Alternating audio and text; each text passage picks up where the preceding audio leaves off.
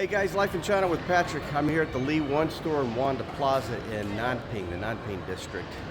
I'm checking out the L8 Li One. This is the L6. It's the smaller SUV version for Li One. 5 seats. I like the color. I like the orange, kind of the orange, brownish leather looking seats. I'm not going to show you that one. Maybe sometime later. Here's the L7. What I want to show you is the L8. And the reason why I'm looking at the L8 is because it has more seats than these 5-seaters. This has got 6 seats, and here it is. I got the lights on, I got the doors open, so I can show you everything about this car. Maybe not everything, but at least a 30,000 foot flyby. You got the L1, that's L1, that is Li for Li One. It's got the GPS, self-driving, LiDAR.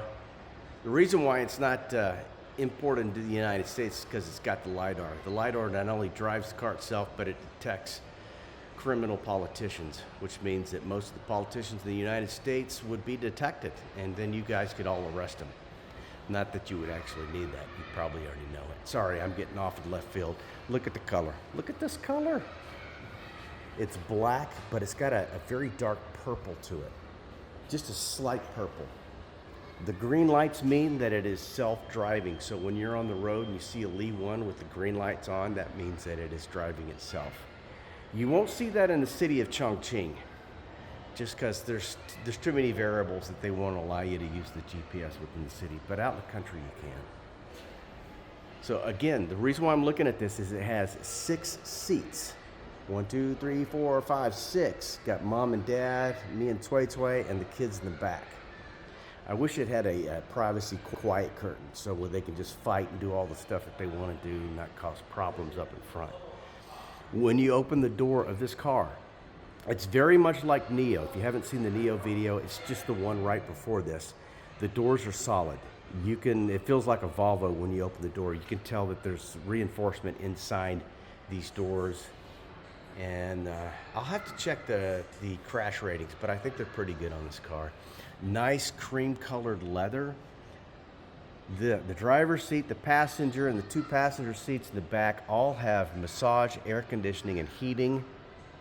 The 2 seats in the back do not have the massage, but they do have the air conditioning and heating. Let me show you the dashboard.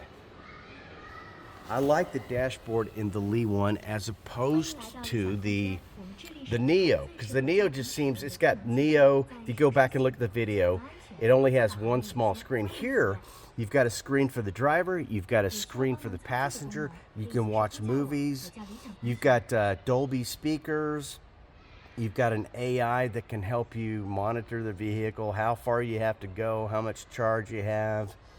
You can watch movies. You can do all sorts of stuff on this setup here. You even have a heads-up display. It's hard to see it, but here it reminds me of the BMW X5 heads-up display. Yeah, I think you can see it now. But it's nice, and it really helps with driving at night, knowing it's got a map. And your direction and your speed and all that. But this is the steering wheel. You've got charging pads for your phones, cup holders. Let me back out a little bit. I'll show you the glove box. It's nothing, to call home about, but you can keep your sunglasses, extra pins, and that kind of stuff in there. Extra storage down here. There's another charging port. And I'll show you the back here. There you go. Same seats as you've got up front. I like a couple of things about the back here. Number one, you've got this.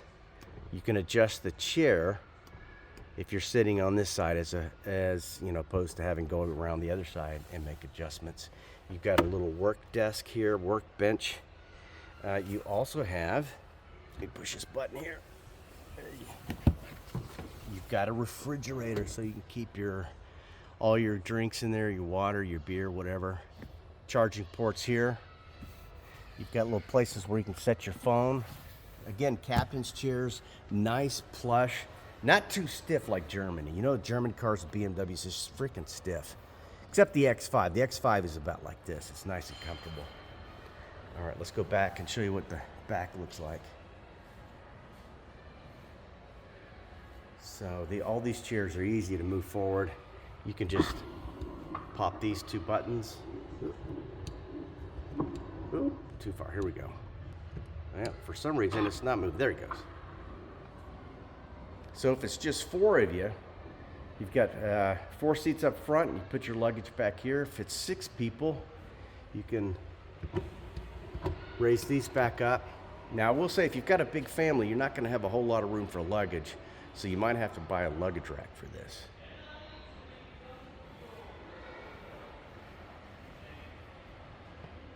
It's very nice, isn't it?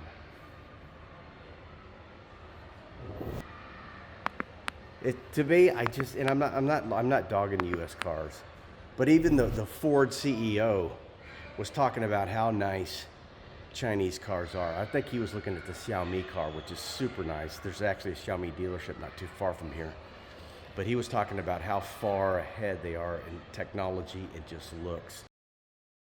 You're exactly what you said. It's like everyone's talking about the Apple car, but the Xiaomi car. which now exists and is on the road. Which now exists. Tens of thousands. And it's fantastic. They sell 10,000, 20,000 a month. They're sold out for 6 months. Wow. You know, that is an industry juggernaut and a consumer brand that is much stronger than car companies. I don't like talking about the competition so much, but I drive the Xiaomi. We flew one from Shanghai to Chicago, and I've been driving it for 6 months now, and I don't want to give it up. Right. Wow. That's that's an extraordinary thing to say, isn't it? Looks. And if you had a chance to be up close to one of these, you would just be blown away. They're really, really nice cars, well made. This has, it's an EV, but it's got an engine in it, and the engine's not really for driving. It's more of a generator for the battery. So you can go with a full tank of gas and a full charge. You can go about 1,200 kilometers in this particular vehicle, which is about 800 plus miles. So you can go a long way. You could do one trip, round trip, without ever having to fill up. Now I'm not going to do this car today, but I'm going to show you the L9. I really like it because it has this for the kids in back, and you can actually use hand gestures to control this. You can open your hand up and you can move back and forth. There's some other videos on YouTube if you want to check them out. I'm not going to do it right now, maybe another video, but I like this especially for the kids. If we bought this, we would probably, if it's possible, have the drop-down screen placed here. So that is it. So this runs you about $48,000, $49,000. Nice car, good quality, nice drive. I've been in these before, and really happy with it. Still haven't made a decision. We will, though. We will let you know when we make a decision which car we buy.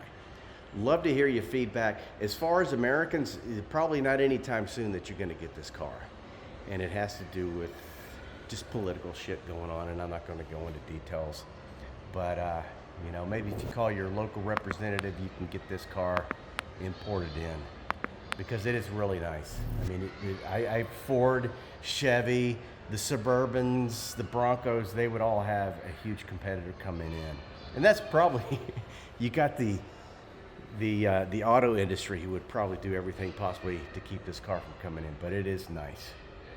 Let me know what you think. We'll see you in the next video.